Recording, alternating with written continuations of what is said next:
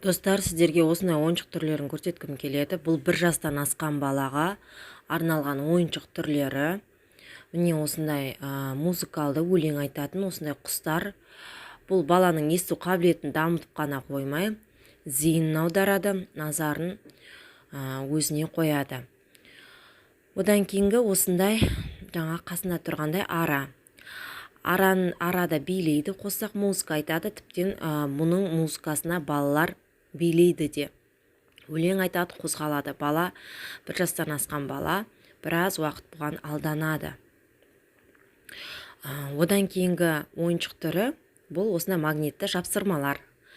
4 бұрыштысы бар, жартылай дөңгелегі бар, 3 бұрыштысы бар. Әр түрлі түсті, бір жағы түсті үйренуге де жақсы, бір жағы бала жапсырып бір-біріне біраз уақыт алданады. Әрине басына жапсырып көрсетіп үйретесіз, одан кейін бала өзі ойнай беретін болады.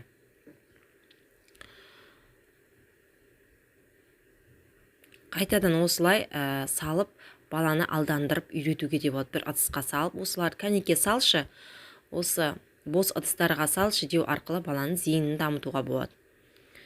Одан кейін осындай мінекей түрлі түсті автобус болмаса, түрлі түсті автобус болмаса да осындай өлең айтатын, тықылдататын түрлі түсі бар. Осындай ойыншық алып берсеңіз болады. Міне әр түрлі түсті басу арқылы, тықылдату арқылы баланың тағы зейіні, түсті айыруын дамытуымызға болады. Одан кейін мынандай кубиктер салатын жерлер әртүрлі салып үйренеді. Тура дөңгелекті дөңгелеге, жұлдызшаны жұлдызшаға деген сияқты. Ары қарай қыстырып қоюға болады несін. Одан кейін мынандай мелкая моториканы дамытатын түрлі түсті мынандай дөңгелекшелер бар, ішінде жануарларды бар. Осылай дөңгелетіп ойнауға болады. Ары бері сырғытып ойнауға болады. Бұны 1 жастан асқан балада, 2 жастан асқан балада, 3 жастан асқан балада өте жақсы ойнайды. Біраз уақыт алданады, тағы сол түс айыра біледі. Қолмен жаңағы әртүрлі заттарды осыны дөңгелету арқылы біраз жаттығу жасайды. Одан кейін мынау тағы да осындай түрлі түсті кубиктерді осылай бір-біріне құрастырып үйренуге болады. Мұнда 1 жастан асқан бала жақсы жасайды. Басын әрине үйрету керек барлығын. Бірақ ары қарай өзі алып кетеді. Одан кейін осындай үйшік. Үйшікке жаңағы осылай зат салуға болады. Болмаса мынау фигураларды салып үйретуге болады. Одан затты алады. Бұл да затты алып салуға, жауып қоюға, ашу, жабу деген нәрсені үйретуге болады. Одан кейінгі ойыншығымыз қолдан жасалған ойыншық. Кез келген коробкадан алып жасауға болады.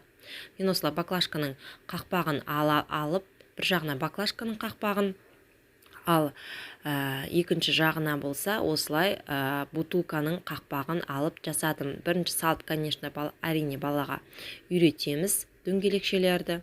Ары қарай екіншісіне өзі тура сол тесікке салып үйренетін болады. Одан кейінгі бізде фетрден жасалған осындай әр түрлі планшет дейміз, болмаса кітапша ретінде де жасауға болады.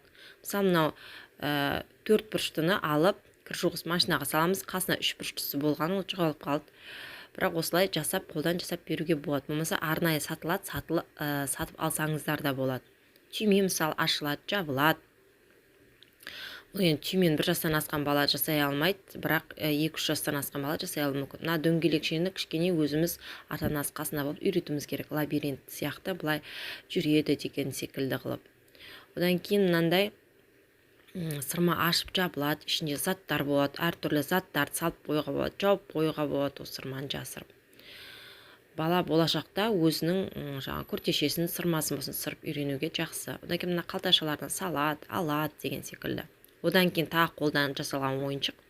Бұл жұмыртқаның осылай бояп, әртүрлі баклажкаларды қақпақшасын салып қоюға болады. Жасыл жасылға, көкті көкке, қызылды қызылға, сарыны сарыға деген секілді.